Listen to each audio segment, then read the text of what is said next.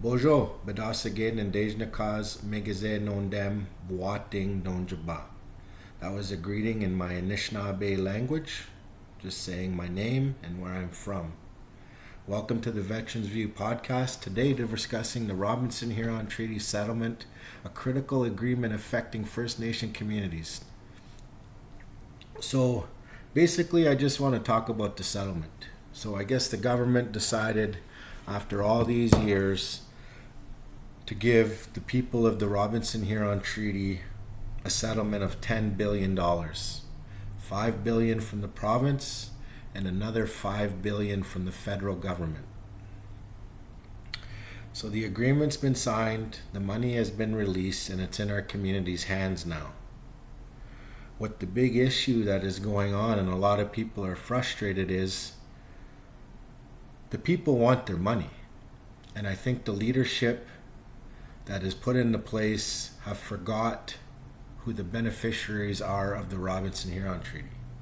The beneficiaries of the Robinson Huron Treaty are members of the 21 First Nation communities on and off reserve where our ancestors are connected to the First Nations dating back to 1850.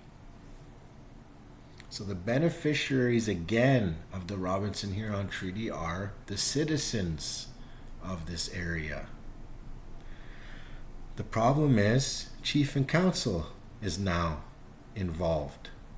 So we have the federal government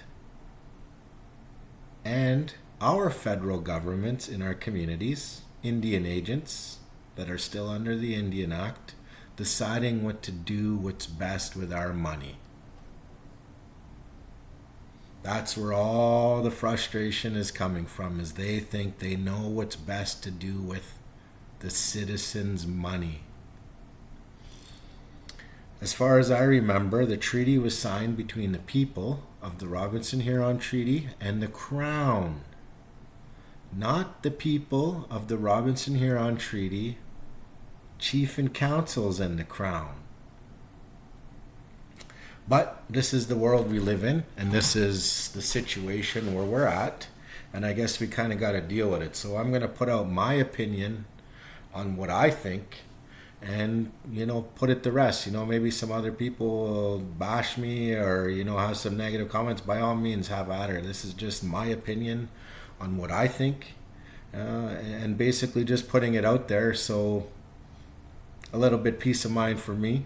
So here we go. So we talked about the settlement, which is $10 billion. Lots and lots of jonias. It'll never amount to what was taken. The agreement was half of everything they took. Mining, forestry, development, you name it. We should have got half. But for years we were just getting $4 a year. And finally decided, here's $10 billion for the back pay of everything. We got to remember, when our leadership comes to us and says, you guys are being greedy for wanting all your money. We're not thinking of the future. It's just a smokescreen to make us feel bad or try to get us to, we're not thinking of the future. I'm going to call it straight out. It's a bunch of bullshit. Because for the last 12, 13 years, the discussion was the settlement of a back pay on which was never given to us. And they haven't even started the discussions on what's going to go forward. It's still $4 a year. They haven't even discussed what's going to go on for the future payments. So this is just a back pay, and then they're going to go back to the table for another 10, 15 years, spend millions of dollars, and decide what we're going to have in the future. So when our leadership comes and says, oh, everybody's being greedy, you're not thinking of the future generations, all that, it's just another government, ploy to distract us or a lie, in my opinion. I understand how the government works. We got to understand that our communities are still under the Indian Act, and our elected officials, Indian agents, are under the duty and responsibility to enforce the Indian Act on its citizens. So the families in all our communities could finally benefit largely on a large sum of money, in the hundreds of thousands of dollars, which should be. But, in Batchewana First Nation, there's rumblings that they don't want to give us 100%. But meanwhile, we had a good chunk of people running on a platform specifically to give the people their money. Now, suddenly, there's a change. There's a change. And that's what's the frustration. And, 98% of the Robinson Huron Treaty area is the chief and councils, Indian agents, are going to decide once again what is best for the everyday Indian.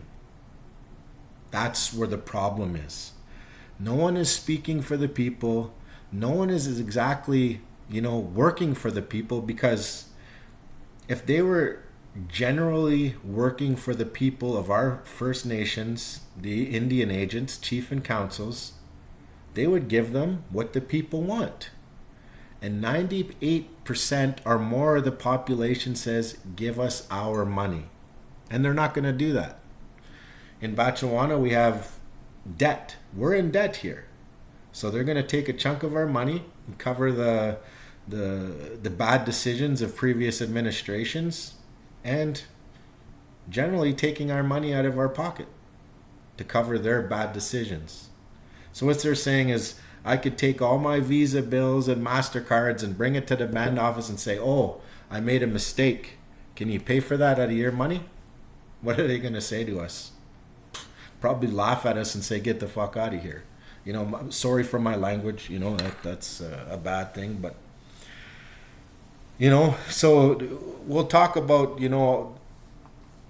the people in our communities that are saying we're being greedy and not essentially wanting to give the people 100%. I understand there's drug issues, there's alcohol issues, but you know what? For the past decade, nobody cared about the alcoholics. Nobody cared about the drug users. Suddenly now they want to worry about suicide and drug use because there's a few extra digits on their money that they're given. Nobody cared about the suicides before. Nobody cared about the drug use before.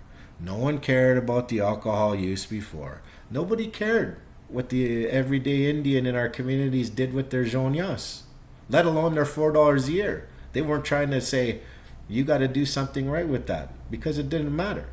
But now there's a large sum of money that's in our communities. They want to get their hands in it and, again, decide what's best for the everyday Indian. If you're generally working for the people want the money, so give them their money. Period. There shouldn't be no discussion. So that's basically what the people want. I could ramble on here, but again, our leadership, Indian agents, got to remember, the beneficiaries of the Robinson Huron Treaty are the citizens of the 21 First Nations on and off reserve, where ancestors are connected to the First Nations dating back to 1850. There's a meeting coming up in our community. Here's the little flyer here, February 15th, 6 p.m. Chief and Council Portfolios, Housing, Water Treatment Plant, Gooley Road, Rankin Arena, Bull Lake, Members Request, Robinson Huron Treaty Settlement Update. I can guarantee you that a majority of the people want to discuss the Robinson Huron Treaty. It's such a big hush-hush secret in this community, or, the people that benefited off the very system, the Indian Act, in our communities are the ones that are saying, we don't want to give the people the money. But meanwhile, they benefited on the corruption in our communities for years.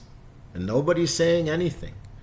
We got to look at our communities. What essentially is it? It's an authoritarian state. Or better yet, a communist state. Where our Indian agents give the everyday Indian just enough to barely get by. And I think, in 2024, it's time really to have some leaders that are really going to speak in the best interest of their people. Because They're still enforcing the Indian Act and what the federal government wants. So just look at a prime example during the COVID crisis. Any of our leaders, they didn't have their own ideas. Where was the words coming from? The federal government. So in closing, I just want to say, I hope our leadership, our Indian agents, actually in this modern day, give the people what they want. They want the money, 100% payout. They want it. That's the rumblings across all these treaty areas. They want their money. Forget about the future and all this, because those discussions haven't even been made yet. And they're wrong for them trying to dig in our pockets. And that's essentially what they're doing. For the people of the Robinson Huron Treaty in this part of the country, for once we can benefit largely. Our families, our friends, and everybody in this area can actually have a little bit of jaune yass. Considering the modern day economy is, everything is so expensive that people need some relief.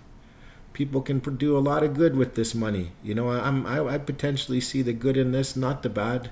I'd rather not focus on the bad, which a lot of our Indian agents are trying to say, that we're going to do. I think we're a lot smarter people than we were 50 to 100 years ago, But we'll see what happens. Thank you for listening. I'm sorry it's been a while since I've posted, but I just really wanted to get this off my chest and share my opinion. That's basically it. It's you can say whatever you want to say about it, but this is an ogitchidaa's opinion, and give the people what they want. Period. Show that you're working in the best interest of the people. Give them what they want. Bama pi go amen. Again, until next time, be safe, stay vigilant. Bama pi.